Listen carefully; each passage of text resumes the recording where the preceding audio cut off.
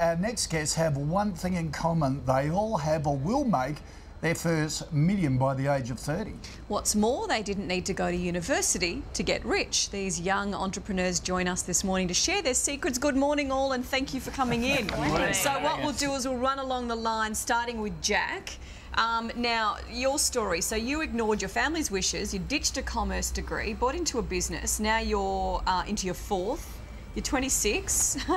Your tip is to find a mentor and learn from their experiences. So why was that so important to you? Yeah, I think one of the major barriers to success for particularly early stage entrepreneurs is that when you go into business, there is no roadmap, there is no rule book as to what to do. So if you can find someone with been there, done that experience, particularly if they're in your industry, then you can leverage off that experience and that will help you navigate the startup phase of business. Okay, good tip. Priyanka, you built a commercial furniture making business, started by your dad. Your tip is go and talk to your customers first.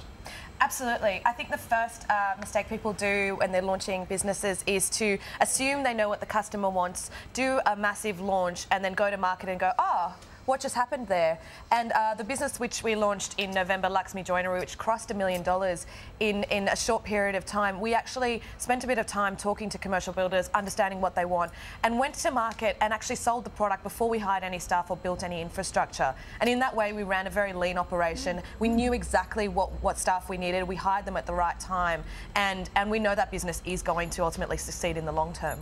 Just listening to you, you just go, yeah, I can see why you're here talking about it. Okay, Lorraine, you recruit bloggers to help promote your businesses. So sales started, I've got here, $12,000 a month. You're now making $185,000 a month. You say focus on nurturing relationships, not just making money though. Why is that so important? Well, I think when I started the business, I didn't have any prior business experience, and I tried to simplify it as much as I could for myself and just think about it as a really big relationship. So focusing on the relationships with our bloggers, with our clients, and also the team. And people just want to work with people they enjoy spending time with, that they trust, and also who've got their best interests at heart. So I've really tried to focus on making that happen, and everything else has just followed quite organically from that. Yeah, and Jane, your tip is really saying don't be afraid to fail. You had one business that failed, now you have a very successful one in terms of show pony, online shopping.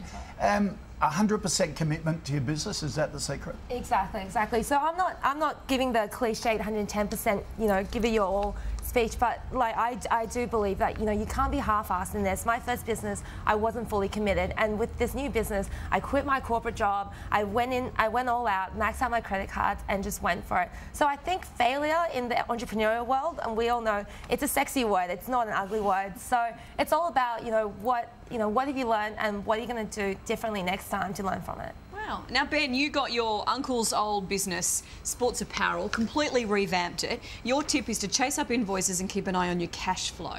Look, do you think failing to do that is a common mistake? Look, every entrepreneur wants the next sale, the next customer. They're constantly striving to make more revenue.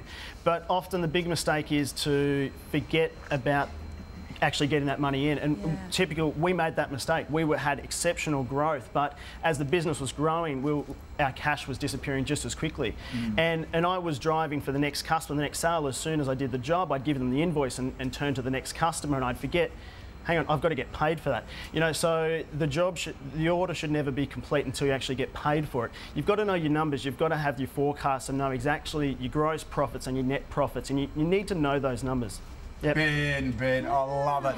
That's what I always say. No one ever starts a business says, I'm going to start a business because I'm good at bookkeeping. Because I love retail or I want it. But it is, that cash flow is the secret. So cash is king. Forget the profits. Profits are vanity. Cash is king. All right, guys, thank you for that. Great tips. Best to all of you. It's obviously just something that you all have. You kind of give up this aura of just boom. Is that a technical word? You know what I mean? All the best. Thank you. Jack is also passing on his skills to other entrepreneurs through his business institutions. Details on our website.